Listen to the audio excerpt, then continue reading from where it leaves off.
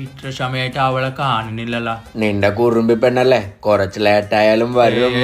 ധന്യെ പറ്റി അധികം തമാശ വേണ്ട. കുട്ടുണ്ണാൻ എന്റെ കൊണ്ട് എസ് മോഡൽ കട്ടി ഞാൻ പൂളും അപ്പട് വെട്ടിപ്പോയി. ദേണ്ട വരണടാ നിന്റെ ധന്യ. എന്റെ കളി കുറുമ്പി.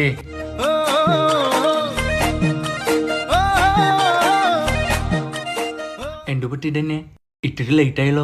വരണ വഴിക്ക് എന്തെങ്കിലും ക്ലേശകരമായ ദുരനുഭവം ഉണ്ടായോ? ചോട്ടു, നമ്മുടെ കാര്യം എന്തെങ്കിലും നടക്കും. വീട്ടിൽ ഫുൾ അച്ഛൻ സീനാക്കിക്കൊണ്ടിരിക്കുകയാണ്. കല്യാണം ആലോചിച്ചു തുടങ്ങി. അയ്യോ അത് പ്രശ്നമായല്ലോ. എന്തെങ്കിലും ഒരു സൊല്യൂഷൻ പറ മോട്ടു.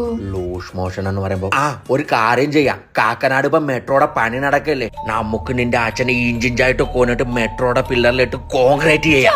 അച്ഛൻ മോട്ടു അതെന്റെ അമ്മച്ചനല്ലേ. നല്ല സിമ്പിൾ ആയിട്ടുള്ള ഐഡിയ പറ മോട്ടു. സിമ്പിൾ ആയിട്ട് എന്നാ ഒരു കാര്യം ചെയ്യാം, ഇഞ്ചിഞ്ചായി കൊല്ലണ്ട, ഒറ്റയടിക്ക് ചോട്ടു, നീ ആദ്യമായി മോട്ടു ആയിട്ടുള്ള കമ്പനി വിട്ടേക്കണം. നീ എന്റെ കൂട്ടുകാരൻ. വേണ്ടടാ, അതൊക്കെ കല്യാണം കഴിഞ്ഞിട്ട്. അതും ശരിയാ. അല്ല തന്നെ, നീ എങ്ങനെ എവനുമായിട്ട് പ്രണയപരവശായേ? പറ. ചോട്ടു ദിവസവും പണിക്ക് പോവും, എനിക്ക് വേണ്ടി സമയം കണ്ടെത്തും, ബഡ്ജറ്റ് ഫ്രണ്ട്ലി ആണ്, കൂൾ ചോട്ടു. അവനും അതുപോലെ തന്നെ, ധനിയന് വെച്ചാ മരിക്കും.